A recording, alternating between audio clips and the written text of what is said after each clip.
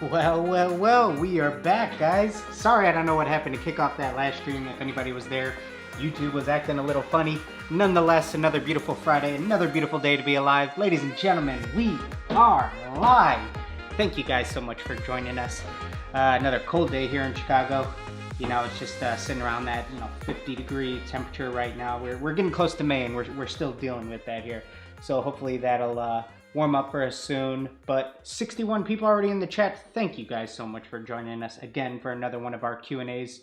I'm going to kick this off shortly with a little bit of a story time, telling you guys about some of the story behind this Brooklyn Nets pair. And it's a story that I've told before, but we'll go into a little more depth today. And then we will talk about, we'll just hop into some Q&A. But there's a pretty interesting story behind these, how they came about and everything. And so how everything came about actually was when we joined YouTube about 2 years ago. I think we started taking it serious about March of 2018. One of the first things we did was, one of the first videos was a pair of Bape Vans, the all black pair with the tan and green camo. And we created a stencil for the shark teeth, and we just posted the stencil for sale on Etsy. And so all we had on our Etsy was various stencils, and we didn't even have shoes or anything like that for sale on our Etsy. We just sold stencils on there. So anyways, I got a message one day, and it was from a guy named Mike, and it happened to say, hey, I'm looking for a pair of Brooklyn Nets themed Jordans, but I see a lot of other people are at $200. And so I basically said, sorry, man, we don't really have anything at that price point, especially if we're supplying the shoe. It kind of works pretty similar to a tattoo artist, that it's all about how complex you want to go with the design. I mean, maybe if we're already working with an all black pair and, you just want some simple color blocking or just the logo or something like that, we might be somewhere around there. But for the most part, a lot of our stuff's, in a little bit of a higher price. So anyways, he's like, okay, cool. Yeah, I have an all black pair. I'll send them to you. Just, hook me up with a cool Nets theme. They could be simple. So I'm like, all right, cool. So anyways, he sends over the black Jordan 1s. I do a pair. I do some simple color block. I don't even have a picture of them. I was trying to find it, see if I sent him one in our Etsy conversation or in a text thread, an email thread or something like that. I couldn't even find a picture of them. It's not even a pair that I posted to Instagram or anything like that. They were very, very simple. And so anyways, he gets them and he goes, wow, man, I really like how these turned out. You were super easy to communicate with. And it just so happens that I am the chief financial officer, the CFO of the Brooklyn Nets.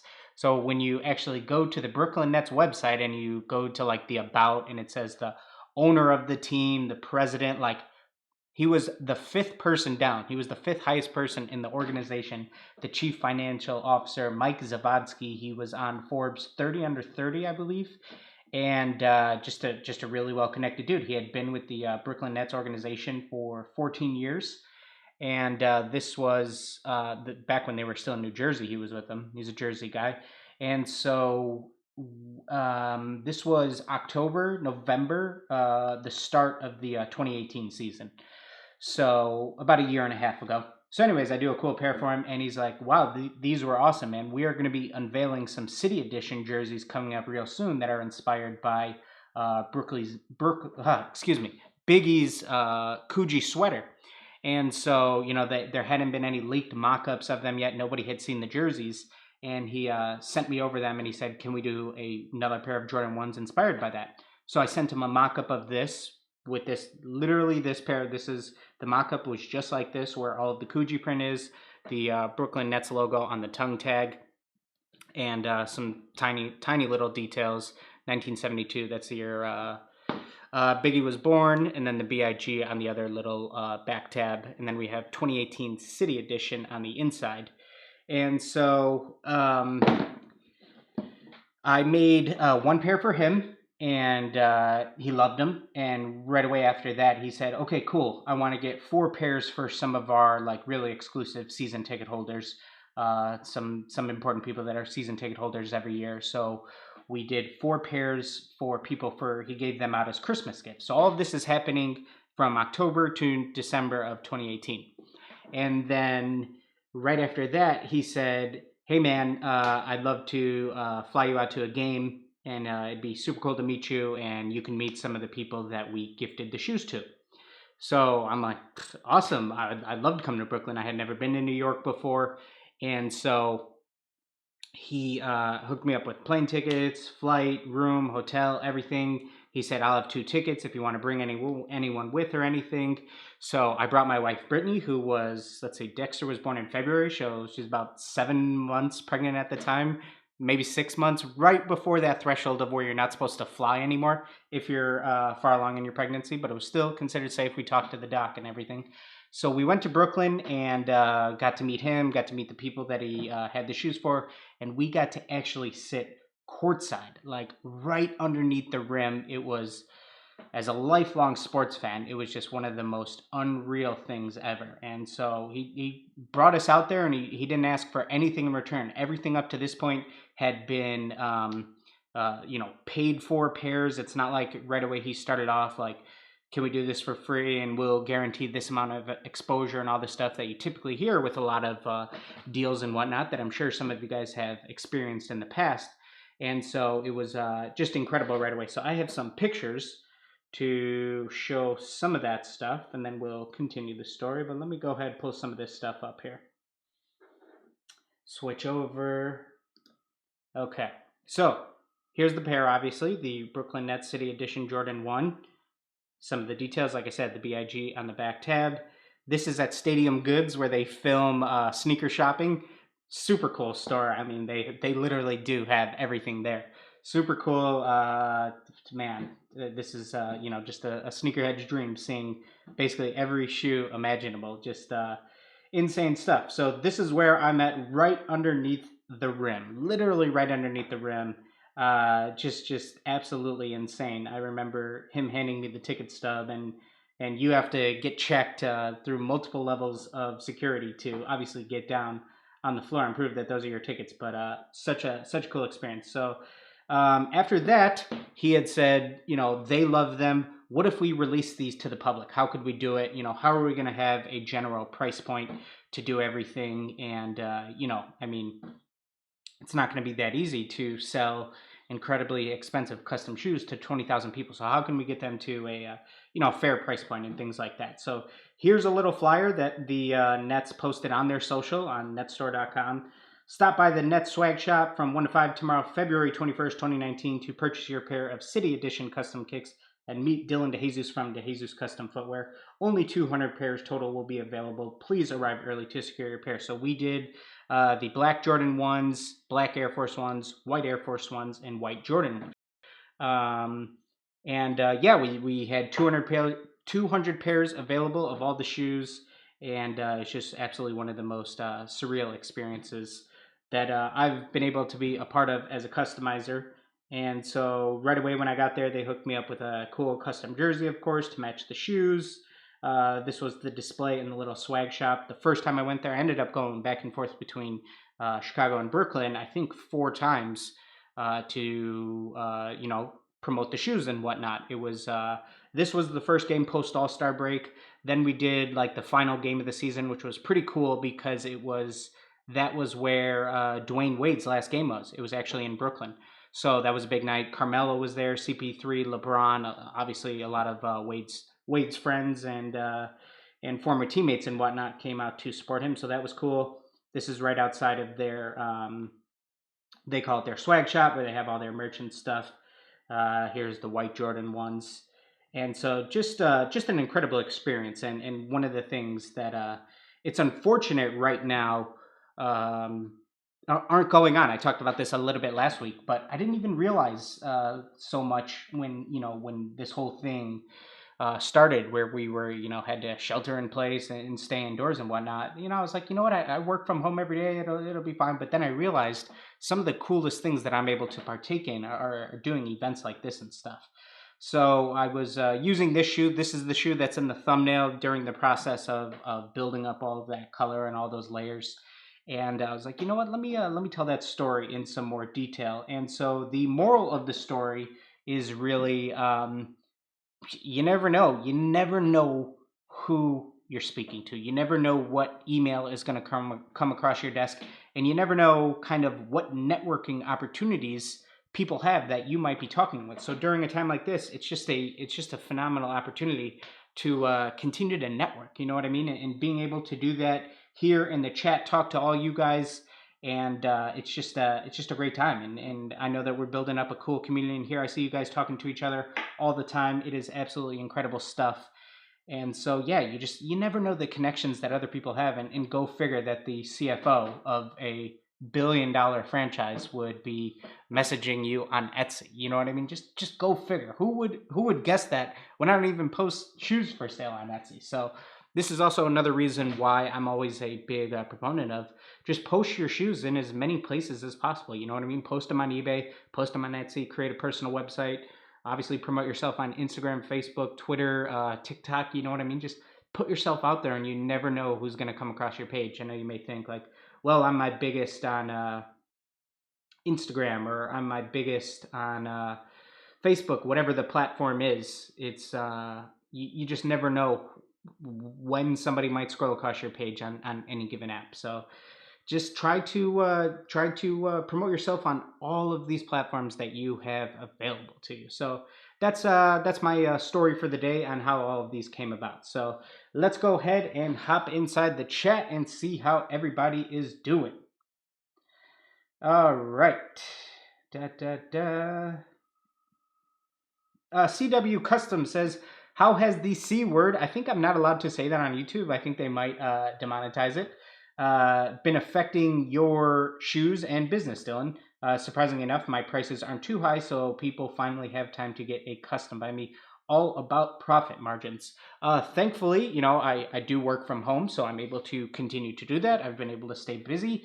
Thankfully, I'm able to have other ways to generate revenue and whatnot, other than just people purchasing a very expensive luxury item. I'm able to do things like YouTube and continue to sell stencils on Etsy and things like that. But to me, where the biggest hit is, where the biggest impact is on the business, would be on the event side, on the in-person experience of just doing custom shoe stuff. One of the coolest things I did last year was Lollapalooza, a 4-day event where I was painting for 4 days straight.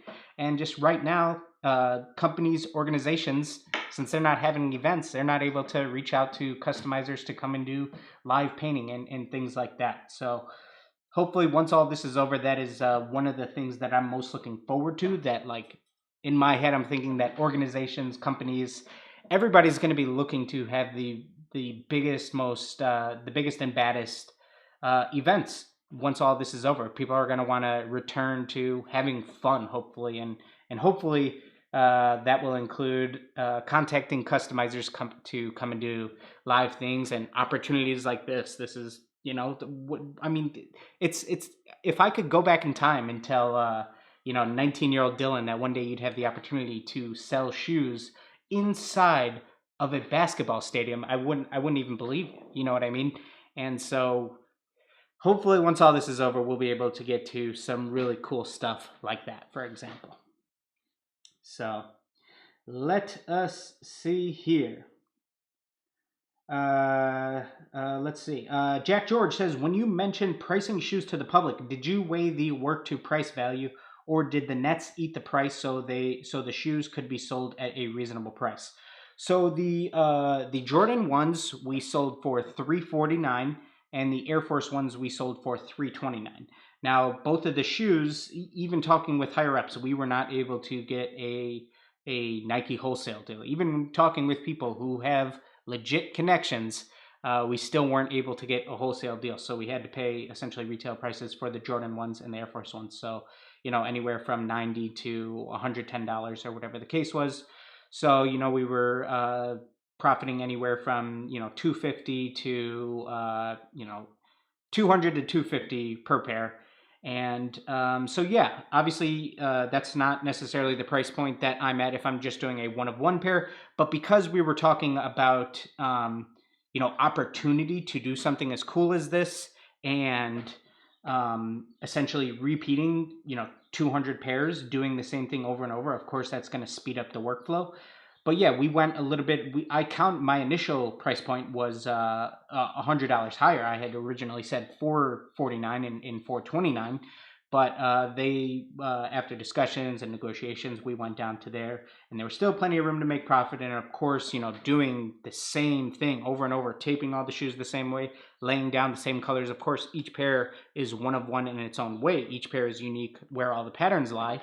But yeah, once you're able to tape all the same way, do all the same type of stenciling and things like that, it will dramatically speed up the workflow and doing things efficiently in a, what would it be called? Like an assembly line manner. So this was me and my younger brother Daniel just banging all of these out, hours on end, hours and days on end, banging out all those pairs. So that was, yeah, that was an interesting negotiation going back and forth on, where we would price these, because I talked about this on another live stream, but also, when we were working at a basketball stadium that has 20 to 25,000 people, you're gonna run across a lot of people who aren't used to high end custom shoes. For most people, the general public, spending over $100 on a pair of shoes it might be considered crazy. You know what I mean? So to them, they might, walk across these shoes and think, yeah, those look cool. They look like a cool thing that matches the jersey that people see, but they don't fully understand the amount of hours and work that goes into these. They just see, hey, that's a cool pair of shoes. What do they cost? You know what I mean? Because to me, I can just get the t-shirt for $30 or whatever the case is. Why am I going to spend $350 on shoes? So, trying to find that right price point where certainly we're still compensated for our time, but it still works for the general public also. So that was a unique experience of all those times that I was there at the stadium, of gauging the reaction of people to coming up and just having conversation with people on the pricing and why it is where it is. You know what I mean? So let us see here. Let us see here. 108 people in the chat. My goodness. Thank you guys. Thank you guys. Let's see. Horn Custom Design says, Dylan, what would be a tattoo you would put on a shoe, seeing you enjoy tattoo art? So I have a pair of Jordan 5s that are completely inspired by Japanese tattoo art, because to me that's just one of the most unique styles of tattooing. Colorful. I love, some of the masks that are featured in Japanese art. Some of the koi fish, obviously. There's just the finger waves. Japanese art just really appeals to me. So that is one that I did. I have a pair of custom bands that I was wearing in that pair of me at the Nets Stadium that just have a simple traditional rose. So yeah, I love tattoo art. That's something that's always going to speak to me. But let's see. Let me see here. Is that having to say? 1988 says, yeah, my biggest concern is exactly that, DCF, having to say a price that's reasonable. Yeah, it's tough, and it's something that you will learn as you go, absolutely, when it comes to pricing. It looks like the camera is, tell me if the camera is autofocusing like crazy, if it's going in and out a lot, and let me know, and because I'll turn that feature off if it's doing it. So I think my stream here, I don't read your chat for about 25 seconds or so. So just let me know if it's doing a lot of weird autofocusing, and I will turn that off. George Bird says, when prepping on leather, should you sand the leather after using acetone? So I actually sand the leather beforehand.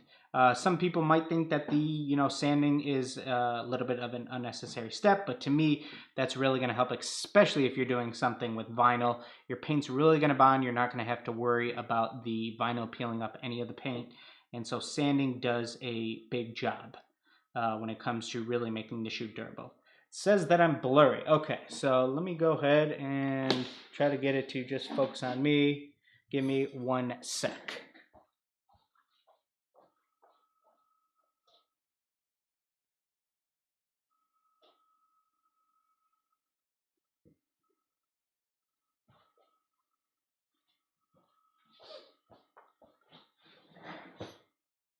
Still blurry.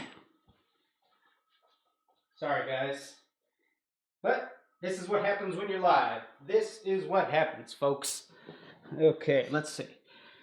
Natalia says, do you prep slides the same way you prep Air Force Ones, for example? Yes, I do. I actually do prep slides the exact same way. I would still sand them, you know, that cheap leather. That's something that you would definitely want to prep.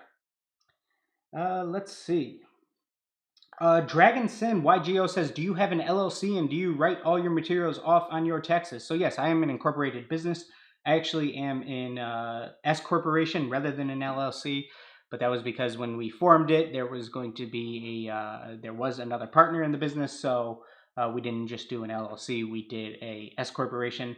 That was a lot of to do with the tax attorney. And so, but if you are just starting out, you're just by yourself, an LLC is the way to go. Bit more. So yes, let me. Looks on my end here. Looks like we're okay. Let me know. Let me know. Let me know. Let me know how we're looking, guys. If we are blurry, I will fix it again. I don't want to have to continue to do that, but. Prince Splashy says, whenever I lift up my stencil, paint leaks. What should I do to fix it? So when you have a stencil that is leaking a lot underneath, it's really important to make sure you're heat setting it and you're not only are you heat setting it, but you're pressing it down also while you're heat setting it to really make sure that that vinyl is sucking down onto the surface. And another thing that will really help with that is to not blur anymore. You're good. You're good. Awesome. Okay, so another thing that's really going to help with that is, I don't want it to autofocus on that. I don't want to put something in front of the camera and have it autofocus.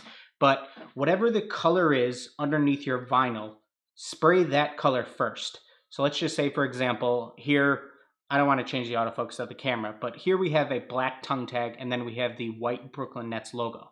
So I'm going to paint that tongue tag black, and then I'm going to lay down the vinyl stencil to fill in the Brooklyn Nets logo in white. But rather than painting white right on top of that vinyl stencil, the first thing I'm going to do is lay down a coat of the color of the paint that's underneath the vinyl, which is black. So lay down a coat of black first, and then you could start building into your white. And so what happens here is if any paint does leak, it's going to be that first color that you spray through the stencil. And if it's the same color as underneath, then you don't have, you know, per se, any touch-up work. So that's a good little tip. That's one that I've learned from not that long ago, actually. I learned that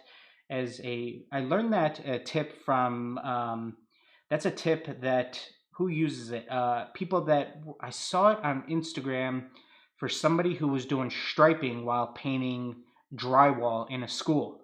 And yeah, interestingly enough, so that's a tip from a painter painting stripes on drywall in a school. But yeah, and I started using that now, and it works really good. So,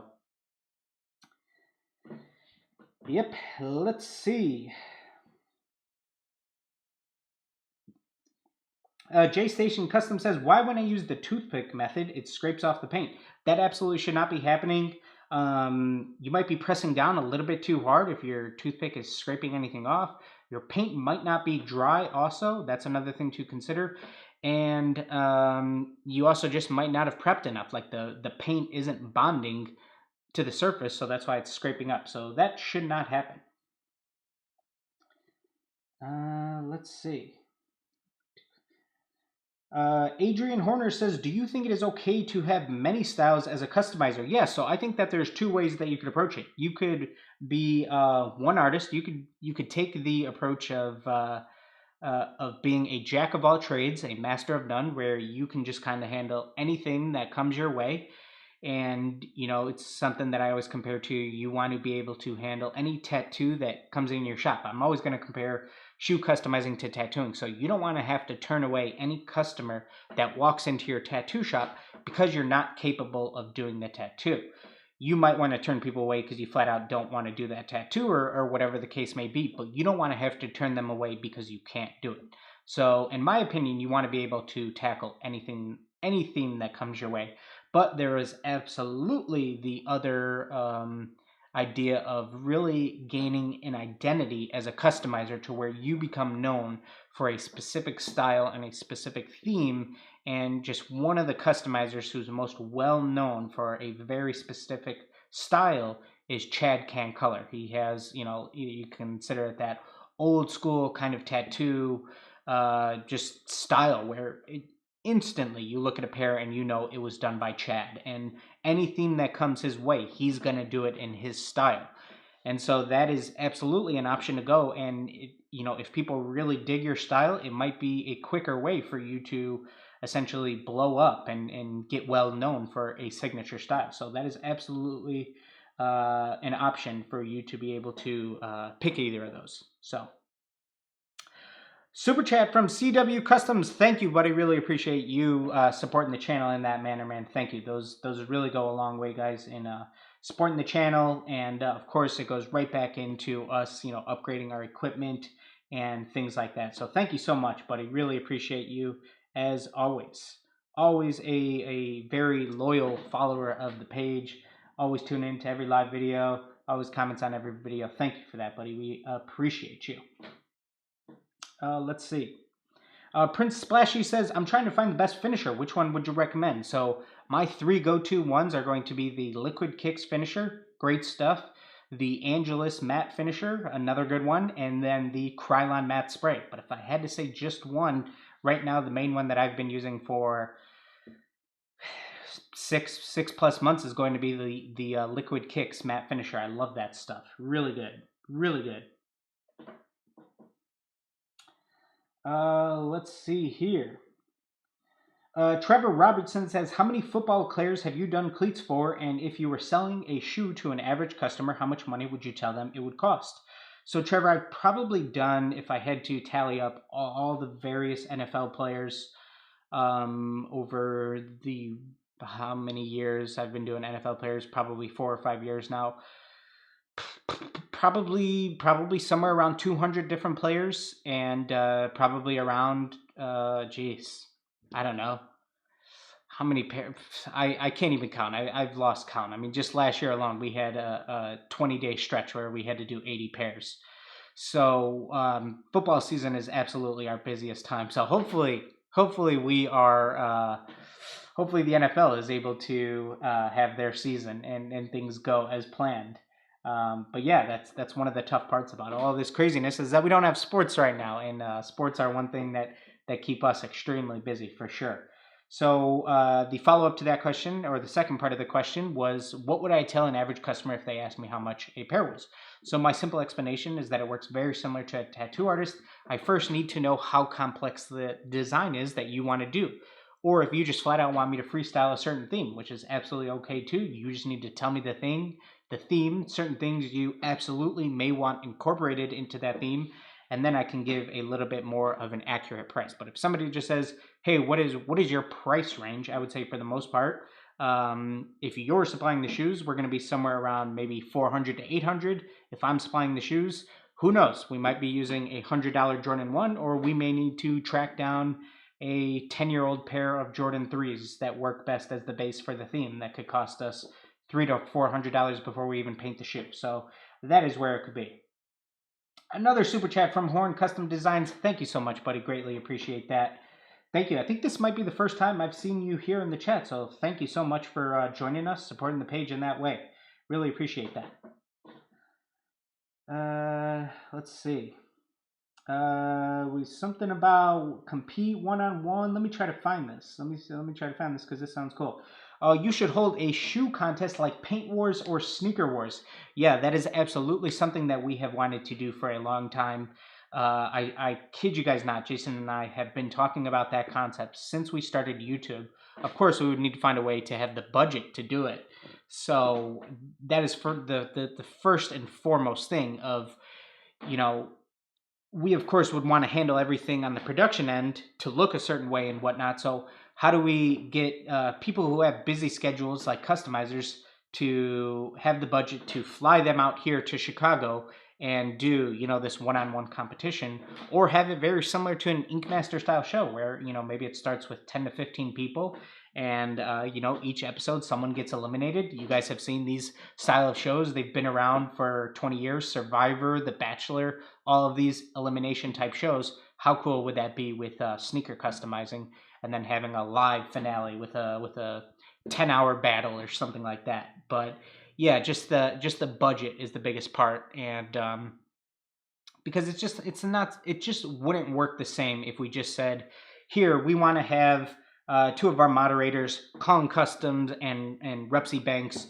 do a one-on-one battle, and here, you guys just submit the shoe, and we'll film some stuff afterwards. No, like, it has to be about actually being in one place, somewhat outside of your comfort zone, and doing the theme of the day or whatever the case is. So if we could do that, it would be absolutely incredible. And believe me, guys, it is something that we have talked about for a long time, but where do we get the budget to fly all these people out and house them for 2 weeks or whatever the case is, however long it would take to do it? So the thing that we settled on to kind of be able to do that in a roundabout way was the DCF custom contest that we had. So the two ones that we've had so far were the horror theme contest and the Christmas contest.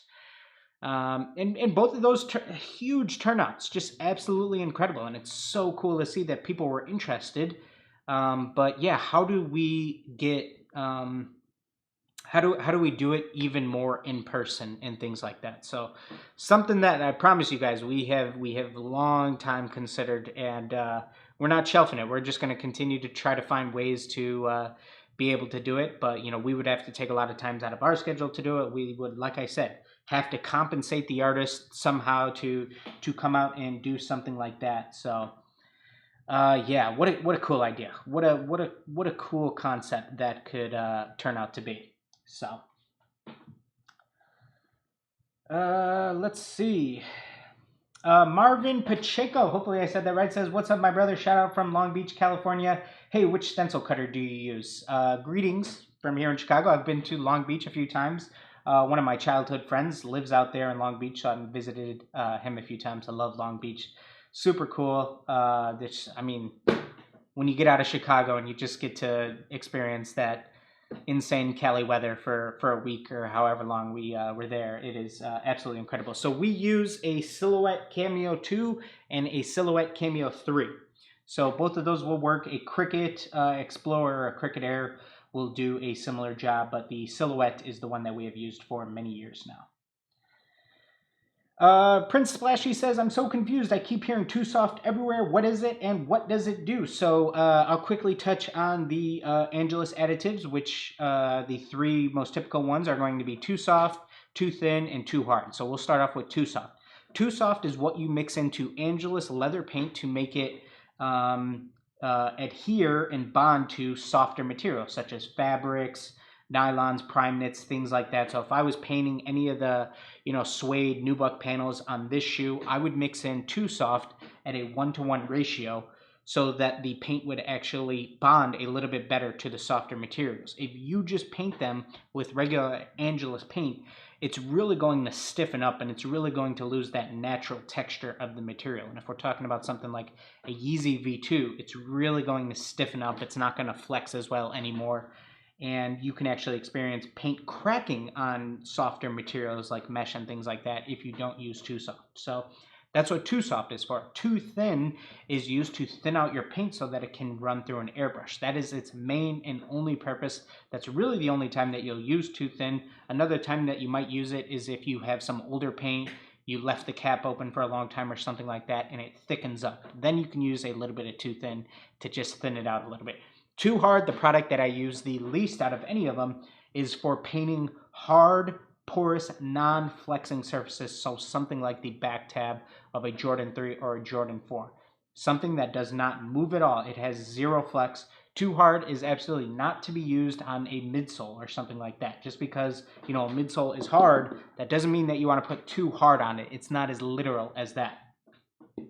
And if you're going to be airbrushing a fabric, soft material, all you need is Too Soft. You don't need to use any Too Thin because the Too Soft is going to thin out your paint enough that it will run through the airbrush very easily. So if you're airbrushing softer materials, you can get away with just using Too Soft. You don't need to use additional Too Thin. But if your mixture's still real thick, it's not running through your airbrush, you could also insert a little bit of Too Thin at that time also. Let your mixture kind of speak to you. But that is the, for the most part, the quick little rundown on the additives. Okay. Let's see here. Matt says, do you know when the Gucci stencils will be back on your Etsy page? So about, I don't know, maybe 5-6 months ago, Etsy really cracked down on people having those designer brand stencils. You know, Gucci, LV, Supreme, any of those designer brand stencils. Etsy cracked down on people being able to sell them because it is a copyrighted logo and whatnot. So Etsy doesn't want you selling stencils of that. So unfortunately, we cannot repost the Gucci and LV stencils and those designer prints on Etsy anymore. So Jason Tafora with a donation in pounds. So from across the pond, thank you so much. All the way from France. Love and support all the way from France. Thank you, buddy. Hope you're doing well over there. Appreciate you doing that. Let's see. Sam says, what's your criteria for the next episode of Reviewing Your Customs? So the next episode of Reviewing Your Customs is not going to be a specific theme. Potentially the next one after that, the episode 7 will be the next one. It's not built around a specific theme, similar to how episode 6 wasn't. If you guys haven't already, make sure you check out episode 6. It released on Wednesday. Some great artists. We had a fun time doing that episode of Reviewing Your Customs. So episode 7 will be another non-themed one. You know, we just search through everybody who submits pairs, and then we select cool ones that we think people will, you know, get a kick out of, and there's something for us to be able to talk on, something for people to be able to learn from. That's kind of how we select the pairs that we think work best on the show. And we try to, you know, mix it up, have a lot of different themes, a lot of different styles. And I think we've done a good job of that so far. 6 episodes in, so we've had 24 pairs. And we've just had a huge range of tons of different themes, tons of different artists. So super cool. I have some really cool pairs lined up for episode 7. And hopefully soon, once I know, hey, let me know, guys, is... I should know this because I talk with them a lot, but why is Angela shipping orders? Has Angela sent you guys your orders? I just got a huge thing from them, but I don't know if it was just because I had spoken with them saying, hey, I needed something, and I didn't know if they kind of got something out to me before they were sending everything out to everybody. But let me know if you guys have received orders from Angelus, because once I know Angelus is shipping orders and people are able to get shoes and whatnot from Foot Locker and Dick's and things like that, base shoes, that's when we will be ready to announce our next contest. Once I know everybody can get shoes and once they can get paint and things like that, that's when we will do it. So some people saying no, some people saying yeah, so sounds like not fully yet. But yeah, like I said, once I know that Angelus is sending out paint and you can get base shoes, ideally, you know, malls would be open where people could go and get shoes, then we will announce our next contest. They said yes in a comment on Instagram. Okay, taking longer than usual because of the backup. Okay, gotcha. Here's a good question from my friend who is actually out in Long Beach. Ryan says, why do you think your YouTube has quickly surpassed your Insta in terms of followers? Does YouTube content draw in more new views, or is your content better suited for longer form content? So that's a great question. So I've been on Instagram for, you know, since I started customizing, 8+ years. And I think we have 83,000 followers on Instagram or something like that. And on YouTube now we have 113,000 subscribers, and we've only really been on YouTube for about 2 years. So how have we surpassed, you know, how did we grow quicker on YouTube than we did on Instagram? That's a great question. And I think one thing that really helped the YouTube growth was just kind of, I think, constantly putting out consistency first and foremost. Not that I wasn't consistent on Instagram, but trying to be a voice in the community of custom sneakers, focusing on a niche, and just trying to speak all of my knowledge and all of my experience that I have in this industry and how things have changed over time and where I see things going. And so I think that just a lot of other custom sneakers just grew a lot in YouTube over the last couple of years. There's some huge people on YouTube. I mean, Marco, Serato, Art of a Visionary, these people that all have probably over, 500,000 subscribers. Marco has multiple millions. But I think a lot of people just wanted to learn kind of how to do it. And we tried to be a page that has a lot of how to do it tutorials on a lot of different things. So how to prep your shoes, how to do this type of stencil, how to do this type of theme, and things like that. And then one of the things that certainly sparked the most growth on our YouTube page would absolutely be finding a series that works great, and that would be reviewing your customs. And I just think one thing that works great about it is it's just kind of somebody seeing a pair of shoes and trying to dissect them for the first time. And to me, it's just another thing. Reviewing your customs was almost essentially something that we wanted to base around, have a little bit of an Ink Master feel, to where you're bringing in somebody who has been in the industry for a long time and then giving a critique, honest feedback about somebody else's piece of artwork. You know what I mean? So reviewing your customs is all about, you know, talking about what could be done better or what was done extremely well. And so I think that it's just a series that a lot of people can relate to and learn from. So that's a really cool question, and I'm not sure I've given that too much thought before, but that's a good one. So Marl Dame, thank you, buddy. Another huge super chat. Thank you so much for that, buddy. Supporting every week. Greatly appreciate you. Any pro tips for more efficient prepping? Sanding seemingly takes ages and is really cutting into the progress of time. Hey, time is money, man, so I totally get it. Let me know, have you already picked up one of the electronic detail sanders? That I would say certainly speeds it up. But yeah, let me know if you've already picked up one of those. Those will they'll absolutely save you some elbow grease too. You know what I mean? You don't have to put as much time into your scrubbing and things like that, since you know, the tool will do the work for you. So let me know if you have tried one of those, buddy. They absolutely, yeah, you have the Ryobi sander already. Yeah, so I mean, it's just one of those things. It's not fun. It's boring. The thing's so loud that, you know, you want to shut it off right away. But yeah, I mean, it's the most important step. There's no point in moving forward on painting the shoe if you don't take the time to, you know, really do the prep work. So one thing you may want to consider is having somebody else help you do it. You know what I mean? I don't know. Obviously, right now we're social distancing and you can't be around and you can't, you know, bring people in and whatnot. But you know, if you have younger siblings or somebody who's willing to help you out, whether that be a partner, you know, a girlfriend, whatever, somebody to help you out with the prep work, because that's something that you could pass off to somebody. Especially if they're just working an electronic sander and you tell them, really press down with this, go all the way around the shoe a few times, that might be an option for you. That's absolutely something that we do. So that will, you know, you can spend your time doing other stuff. But yeah, prepping is definitely not going to be the most fun. So honestly, the sanding is taking like an hour and a half per shoe to really get it gray. So I would say that you don't need to spend an hour and a half per pair of shoes to prep. I would say that probably sanding, sanding should probably take you about 30 to 45 minutes. So I would say almost about half that time. You don't necessarily need to make the entire shoe gray. But as long as you know that you've gone all the way around there, you've really hit every inch and crevice of that surface, then you're good to go. So I would say an hour and a half would be a little bit long. So let's see. Let me see here. As I did. Do you take the foamy thing?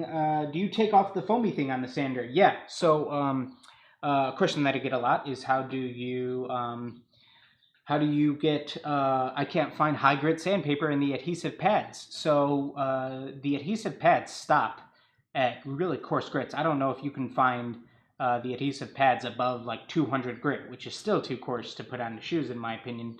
So what I do is I just cut out sheets from you know, larger 8.5 by 11 sheets of sandpaper, the 400 grit, the 800 grit, and the 1500. Cut out little triangles and then just make a circle out of a piece of tape, a couple little small tape balls, and you will adhere it down onto the sander like that. So that is what I do. Alap says, hey Dylan, I am just starting a business doing customs and I watch your video about pricing, but no one wants to buy at that high of a price. What do I do? So when you're just starting out and you need to grow the business first, you're going to have to work at a little bit of a lower price point. When you're just starting out, you might need to do shoes for free to really gain clientele that are willing to pay the price point that you're at. So, that might mean doing shoes for your friends and family for free. Or if you're, you're in school, some of your classmates, something like that, do shoes for them for free to get out and spread the word. So at first, you just need to, you'll know that you have clients when everybody starts asking you how much. But until then, just really get people wearing your shoes. Try to turn everybody into a walking billboard for your business. Let's see. Corbin says, do I wait until after the paint dries to mask that part off? Absolutely. Always give your paint time to dry. The more you can give, the merrier. Yep. CW Custom says, Dylan, if you could have one sport back, which would it be? Right now would be the NBA playoffs, and it would probably be like the end of the first round to where there's like at least like 2 games on every single night. So right now is obviously, one of the best parts of the NBA season. So right now I would love that. Things would be getting pretty serious, and the Premier League's been over for months. Liverpool walked away with it this season. But Champions League, so I miss soccer. But if I had to pick just one, it would be basketball right now. Alap says, yes, but I don't actually have enough to actually afford free custom shoes. So you don't need to buy the shoes. I'm just saying have people give you their shoes and you do the custom artwork for free. Yeah, you need to find the money for materials such as paint, brushes, all of that type of stuff. But it's a business, and sometimes you're going to need to bootstrap together costs to get the ball rolling. It's like a big snowball going down the hill. That's how you want to think of business. You just need to get that traction going first, and then the snowball is going to continue to grow. Let's see. Dragonson says, how do NFL players contact you, or do you reach out to them? So a lot of NFL players just DM us on Instagram, or they have their agents reach out to us on email and things like that. I don't know why the camera is being crazy with the autofocus today. So sorry for that, guys. Forgive me if you're actually watching this and not just kind of listening in the background, and that is driving you crazy. But yeah, some people following up with some of the sandpaper grits that we use. So what I recommend, 400, 800, and 1500 or 1200, something very, very fine. So let's see.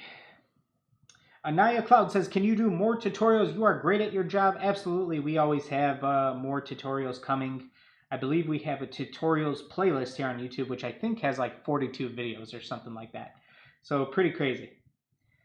Let's see. 1988 says, was Zion going to knock Ja Morant out of that Rookie of the Year spot and take the Pelicans to the playoffs? Z Will the GOAT. There was a decent chance of that. I just think the voters might not have given it to him simply based off of the amount of games played. And yeah, it would have came down to, who made the playoffs? Did Zion lift the Pelicans to the playoffs? Did Ja carry the Grizzlies to the playoffs? It really, I think a lot of it would have had to do with how the playoffs would have shaken out. But man, both of those guys are studs. And, Ja did he did a good job at really claiming that Rookie of the Year to start out the season. So let's see. Sean says, how many of the Nets pairs sold out of 200? I can't remember the specific number, but it was about 75% of them. So it was a ton. It was, like I said, it was many days on end of painting them. That's for sure. Can you do a hat for the, let's see. Jason Washington says, would you do a one-on-one teaching? That is certainly something that we've considered. But the route that worked the best for us was going to be having a in-person custom course, for 20 people, 20 to 30 people or something like that. Ultimately, we decided on our first one being 20 people, which was supposed to be last weekend. We wanted to do 20 first rather than jumping right into 30 or an even bigger number to really make sure that everyone gets plenty of one-on-one time, make sure we can handle kind of that quantity of people at first. And so I think that, moving forward, hopefully once we're able to, get life back to normal, I think we will be doing the custom courses kind of as larger groups at first rather than one-on-ones. But who knows? Maybe somewhere down the road that is absolutely something that we have talked about and considered. Let's see. Jamie Becker says, is too thin the same as paint thinners? Trying to save cost on buying and importing to South Africa from Angeles. Totally understand, Jamie.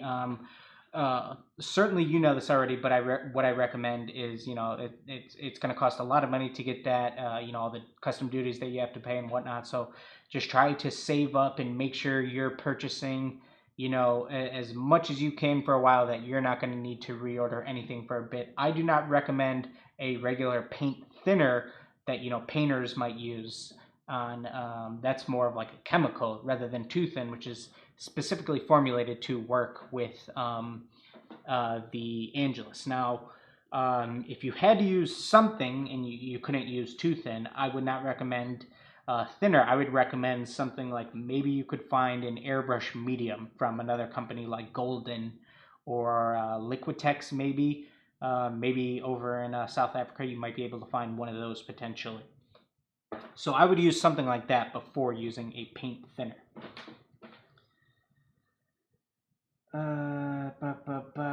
Let's see. People are saying, great question, Jason. Let me see. Oh, I like the question.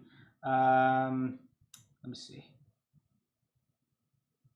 Let's see.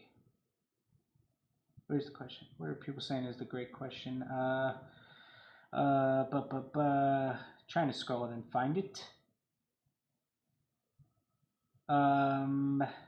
King Flash says, I'm looking at doing a pair of soccer cleats for myself next season. Do you think it would last? Absolutely. As long as you paint and prep them correctly, you will be able to get a season's wear out of them. Of course, cleats go through a beating. The cleats are not going to look the same as day one as they will on game 1 versus game 25. You know what I mean? No pair of cleats will, even an all black pair of cleats that you might buy from the store, they're going to look very different as time goes on. Cleats go through a beating, especially in soccer. You're constantly, really getting your foot into the pitch and whatnot. So things are going to certainly get roughed up over time. But let's say you painted a white cleat completely red. That's all you did. After a few games, all the paint isn't going to rub off and look like a white cleat after a few games, something like that. You're just going to get kind of the normal scuffs and roughing up that happens on a pair of cleats. And this is assuming that you paint and prep them correctly, of course. Let's see.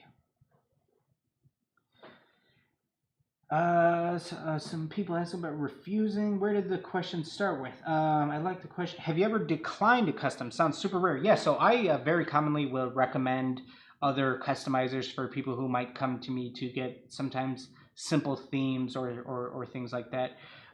Kind of at this point, I really only want to take on sort of like fully artistic, really creative themes where I get to do me. Just at this point, like that's what excites me. That's what, as they might say, gets me out of bed in the morning. So just, painting Jordan 1 to look like another, or change this panel to that. Sometimes, simple jobs like that aren't what really excites me. But other than that, if I've turned down like a specific theme, like, yeah, if somebody wanted like a violent theme or a satanic theme or something like that, certainly I would never put my name on, that's when I might turn down a theme.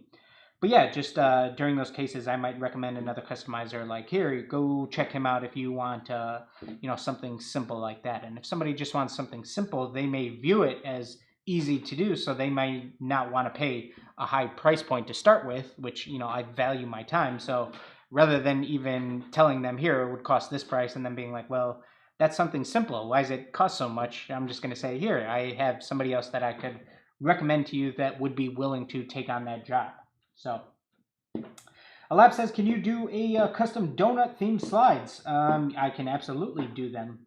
Yeah, if you're looking to order a pair or something like that, feel free to shoot us an email, contact@jesusinc.com. But if you are more asking if I could do a tutorial on that, potentially somewhere down the line, a donut theme is definitely something that we have written down on our board with all of our ideas. We haven't done a donut theme before, so.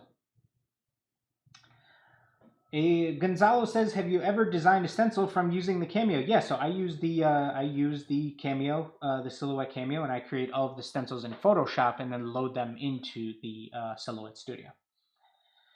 Jason says, "Do you ever paint or only airbrush your customs?" I use a little bit of both. It certainly depends on the theme, but an airbrush is absolutely going to be faster. So when all things are kind of considering all things equal, I'm most likely going to use an airbrush first and foremost.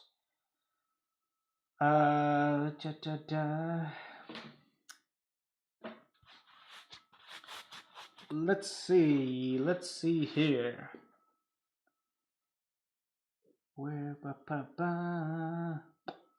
Jason says, could a fan send you pics through email to get your input or feedback? Yeah, absolutely. I love checking out people's pairs, and if you want to hear my opinion, my feedback, I am more than willing to give it to you.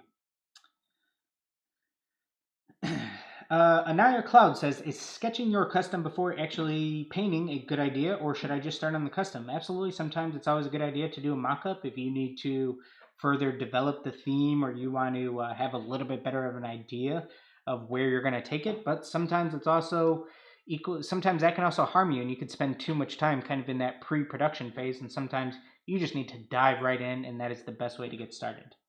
So definitely a little bit of a combination of both.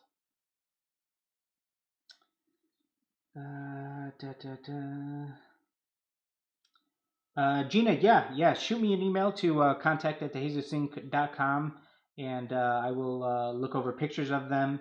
And still taking submissions for episode 7. Would love to have you on there.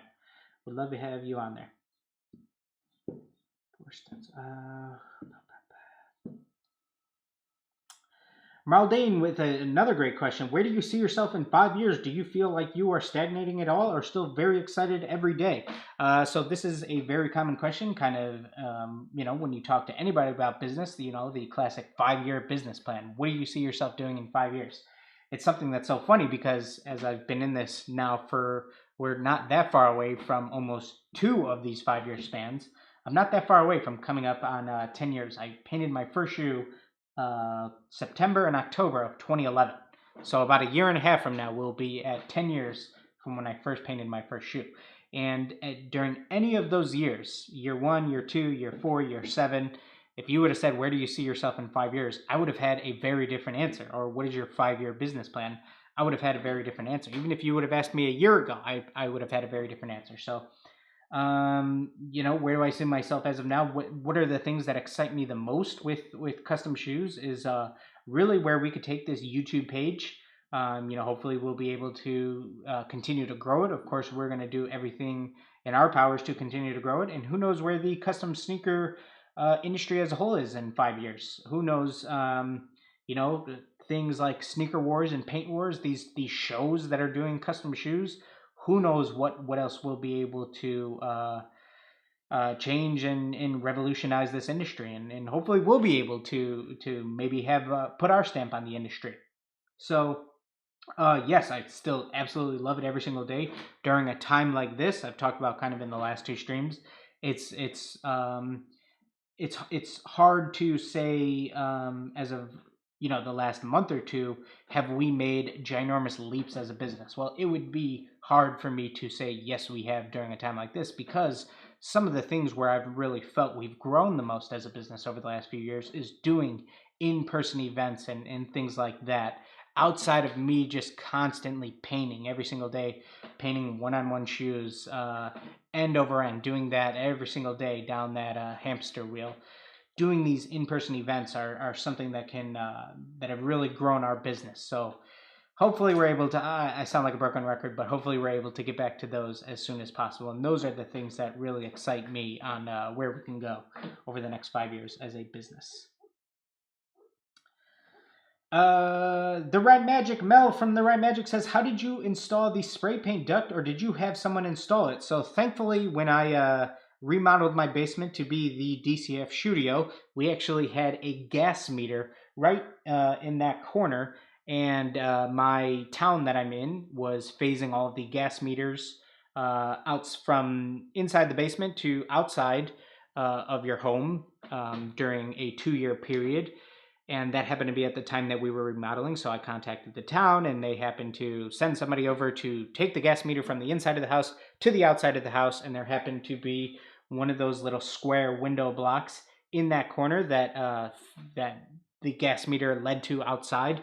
So there was already a perfect little thing there for us to then build that little frame on and connect that dryer vent to outside. Now, what I did in the past with one of those little spray booths was just connect the little hose right up to a window. So all you need to be is nearby a window. We just happened to kind of get lucky, and so we got a longer hose. We actually went out and bought a 10-foot or whatever dryer vent, and we're able to connect it that way. So, yep. Let's see. John McKay, I'm not sure how to say I almost said Michaela, but John M, I'll go with John M, says, what camera and equipment do you use for filming setup? We use a Canon EOS R. You can use your phone nowadays. They're so good. They film in 4K and things like that. Now, 4K on a phone is very different from 4K on a really, some really expensive glass, a really nice lens. There's still a difference today, but cameras, smartphone cameras are getting extremely good. So we use a Canon EOS R, and then we have a Godox SL60. That's our main light. So that is kind of our that's our lighting and our camera. And then we just have a very simple Manphoto tripod. We also have one of the Joby Gorilla Pods. We have a ton of different little tripods for the smartphones. Sometimes we'll do stuff with the iPhone and whatnot. And so, yeah, that is what we do, and that is what we use for filming.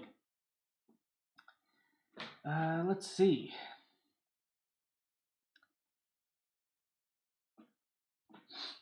Melly says, why does the Scotch 2060 tape leave a sticky residue on the sneaker sole?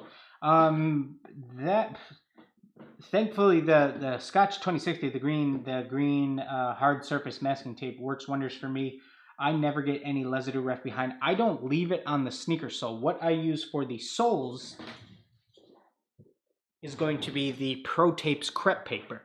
Now this is wider. It is a 3-inch masking tape. We talk about this in our taping video, which is probably about 3-4 months old. It is a very low adhesive, so it is not tacky at all. So therefore, it never leaves behind any residue. And since it's so wide, it works great if you're trying to cover up a lot of the sole. But if you're just talking about masking off the midsole, that's when I use the green Scotch 2060, and it never leaves behind any residue for me. So I don't know how long you left it on. That could absolutely be a factor. But yeah, that tape works wonders for me. Let's see.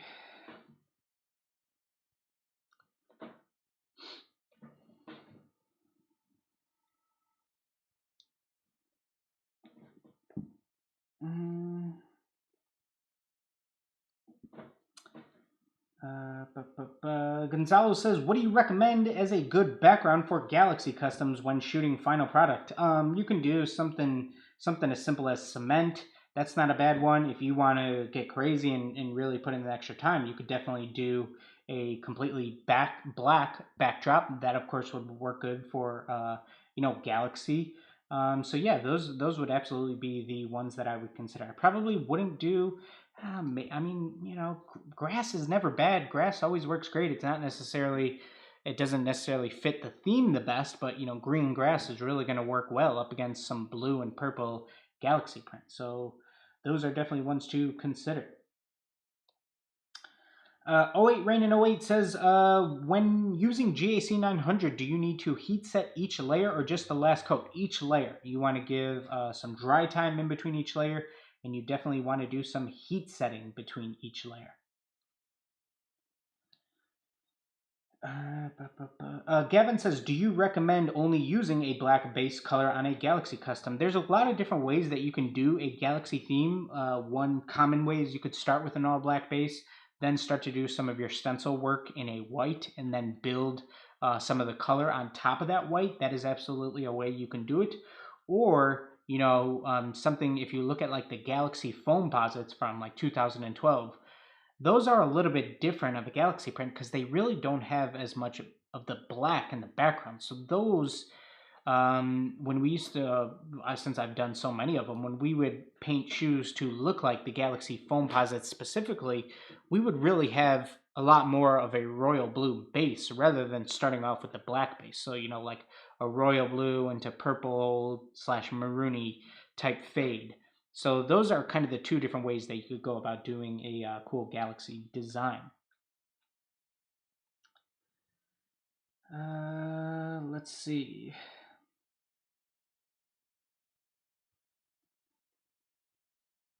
Jason says, do you ever paint the outer soles of shoes? If so, what do you use? I do not ever paint the soles on shoes.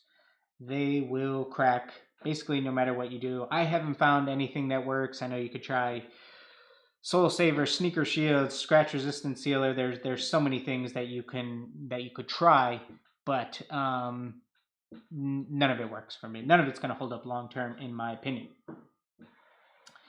Anaya says, could you make a supply list for a custom video because I'm lost? Yeah, so if you click the description in this video and then you will see a section that says recommended videos. We have a beginner's guide, what you should be charging, how to airbrush a gradient, and how to make a multi-layer stencil. Those are 4 videos that I really recommend, but the beginner's guide one is really going to give you the supply list of things you need to start. Sarah says, when prepping, can I sand down the textured bits of leather on Air Jordans as well as the smooth panels, or will the textured bits go funny and be ruined? No, so if you're talking about like pebbled leather or tumbled leather, you still want to sand those down also. You're not going to, they're still going to have that tumbled leather look and feel to them. Jamie says, how do you recommend charging customers? By an hourly approach or more like set prices, if that makes sense? Yeah, Jamie, did you? No. So Jamie, check out the video that I just talked about in the description. It says what you should be charging. There's a lot of factors that you should consider when coming up with your pricing, but starting off, if we're just starting out, hourly price is not something bad to consider. You know what I mean? I want to make $25 an hour, and this is going to take me 8 hours, $200, and that's not even considering shipping. That's not considering any of your materials, such as your paints, your brushes, your airbrush, you know, your airbrush booth, your business cards, your tape, all of that type of stuff. All of that's a cost on your end, and this isn't even factoring any of that when you only talk about an hourly wage. So a lot of things to consider, but that video goes over a lot of those things. Ethan says, what's the best tape to use for a DIY stencil? So if you are going to create your own stencil, I would probably just use that classic Scotch masking tape, this one. The general purpose stuff. This stuff works really good. I would use this. Scotch 2020. You can get this in a much wider roll, of course. So yeah, if I was just making my own, I was going to X-Acto it out, I would probably end up using this. Alap says, what is your email? If you click the description, it should be there. Yeah, contact@tejesusinc.com. John says, how do you get overhead shots when filming? If you guys want to give me a sec, I'll actually go grab it because it's kind of cool. So let's see.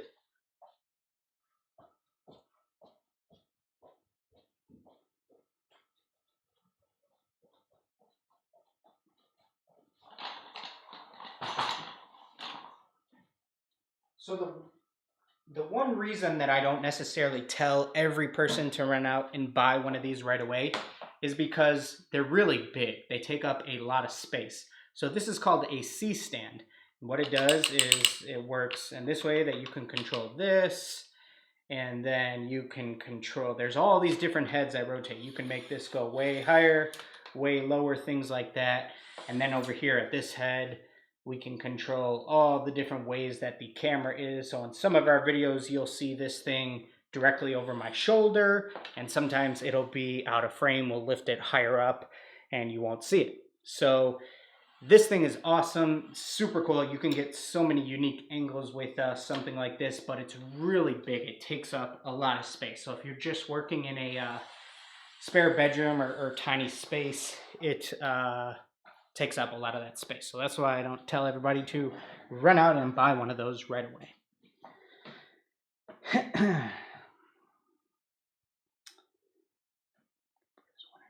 Let me see here. CW Custom says, I deep cleaned and disassembled my Badger Patriot 105, but the paint is barely coming out, even with a load of too thin. Any tips? So when the first and foremost thing when you are having an issue with your airbrush and you're taking it apart, cleaning it, and then you are you've disassembled it, you've cleaned everything down, and you put it back together, and you try putting paint in there, it's not spraying. First and foremost, really make sure that it's spraying water. If it's not spraying water, it's not going to spray paint. So when you reassemble your airbrush, first and foremost, make sure that it is spraying water extremely good. If it's not, that means you still have a clog somewhere. Another thing that can happen with the Badger Patriot, let me grab it. There's a couple areas that you need to tighten with a little wrench. So there's a little wrench that comes with the Badger Patriot. I have a ton of them, but then I just use one of these bad boys. So you need to tighten this front tip here with this to make sure that it really seals this up and that there's not going to be any air leaking through here. And then this is called at the bottom, the complete valve. You also need to tighten that and make sure that both of those are completely locked. That can be a big issue with air leaking somewhere, and then nothing's going to be spraying evenly. So those are two areas that you need to tighten and make sure that they are completely tight so no air is leaking. And then if those are tight and you're still not spraying, then you still have a clog somewhere. So you really need to get in there with a pipe cleaner or something like that, or an old airbrush needle, and really start scraping out some of the old paint that can build up inside of an airbrush. So let's see.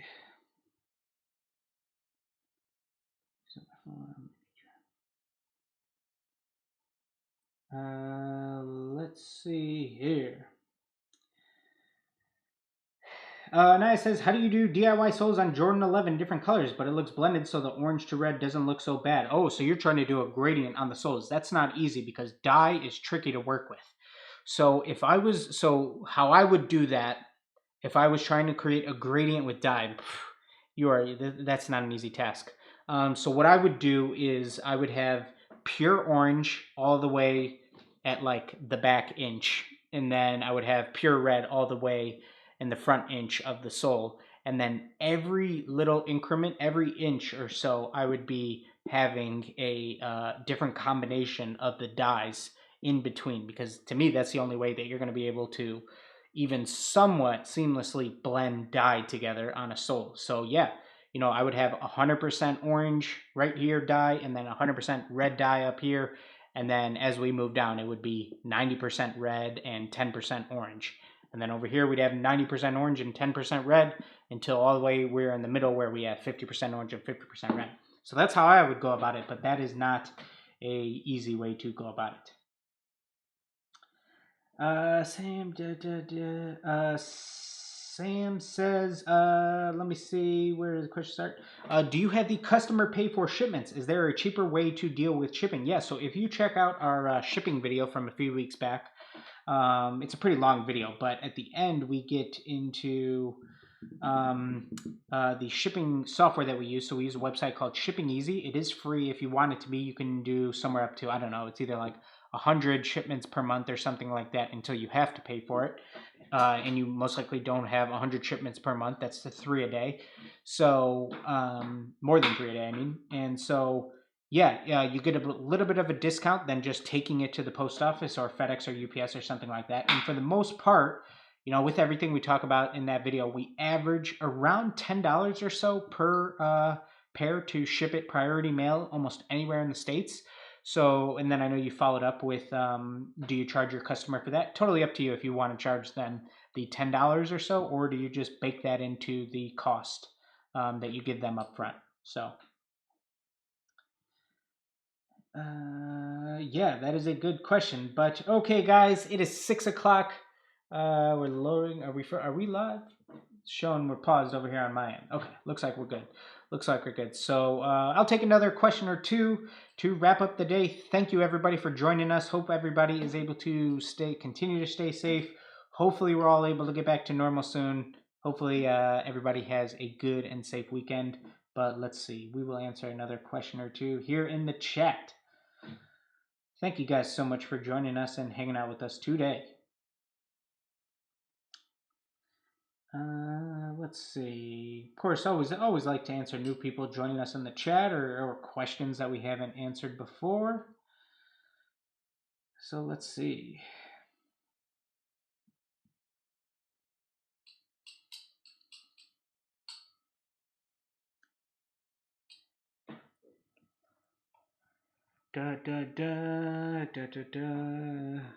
Horn Custom Design says, Dylan, do you ever collab with other artists? So I've never done like a custom sneaker collab with another artist. I think that'd be really cool. I just think it kind of needs to be done correctly. And, you know, working with artists, both of them are going to want to give their own spin on it and still look like a cohesive theme. So yeah, I just think, you know, I would need to find the right artist to work with to where, you know, we would both put our spin on the theme, but we would both be happy with the end design. So I think that could be really cool, and I think that is somewhat of some untapped potential of collaborating with another artist. You know, like two custom sneaker artists collabing together on one shoe. That is a cool thing that hopefully I'd like to see more of soon. What other brands are good for airbrushing? Jacquard, Createx, yeah, both of them make airbrush ready paint, so that's great. I can't necessarily speak on the durability for those as much, since they're airbrush ready paints. They're a little bit more pre-thinned out. They're not necessarily specifically formulated to bond to leather. But yeah, I know some people use them. That doesn't necessarily mean that they're completely durable, but that's something that, you know, I would like to consider to do in the future. So absolutely. Or that is something that I would like to test in the future, and, you know, have some videos on testing out the different paint brands and whatnot. Jennifer says, Jennifer Garcia Sanchez, you seem to really appreciate Kaw's work. I'm curious as to what other artists inspire you or you enjoy referencing in your designs. Yeah, I absolutely love Kaw's work. I mean, you know, he's done some incredible sneaker collabs, some of his Jordan collabs, his Air Force collab back in the day. Another huge one is Takashi Murakami. He's done a lot of cool collabs with you know, musical artists, of course, most known for doing some of Kanye's album artwork. Other artists that really inspire me, there's a lot of tattoo artists that I really enjoy that you know, I haven't necessarily referenced their work on my shoes, but yeah, Cause, Takashi Murakami, those I think those would be my two favorite other artists who, you know, I think have some really cool themes. I'm trying to think of if there's anybody else major. Yeah, those are some good ones. Those are some good ones.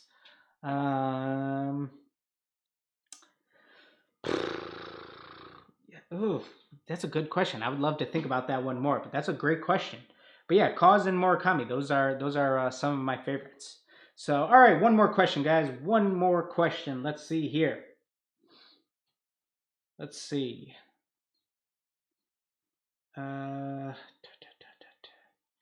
Okay, quick one from Flywalker. Is it normal for a Jordan 1 tongue to feel a little tacky after you paint it? Too soft and heat set, we're done. Is it normal for it to feel tacky? I think that the texture is probably a little bit different than right out of the factory, but tacky, no. Like this pair that I'm feeling right now, this is a painted tongue tag, and it does not feel tacky. Like my finger does not stick to it at all. So it may just, maybe you've done it recently a day or so ago, so it might just need a little bit more dry time. Fabrics really take a long time for the, you know, for the paint to really soak in. Even if it might be dry to touch, after some heat setting in an hour or 2 hours, the paint really may stay, it still may take a little bit longer to, you know, really dry up. So let's see. Legit Kicks, our final question of the day. Do you have any video ideas for a beginner shoe YouTube? I have a few vids, but I'm running out of ideas. Let me read that question. Do you have any video ideas for a beginner shoe YouTuber? I have a few vids, but I'm running out of ideas. Oh, okay. So you have a YouTube page on custom shoes, and you're just looking for ideas. Yeah, one thing that I like to do is look at what are some of the kind of cool videos that you like on YouTube or the popular trending videos on YouTube, and think about how can you bring that into the custom shoe world. So, what's like a popular trend on YouTube nowadays? Let me just think of let me think of something like you know how they have YouTuber or like or like in photography they'll have photographer reacts to your B-roll or celebrity reacts to this or something like that. Well, how can you kind of bring those trending style videos that clearly work on the platform? How can you bring that into the custom shoe space? So in a very simple way, how can you?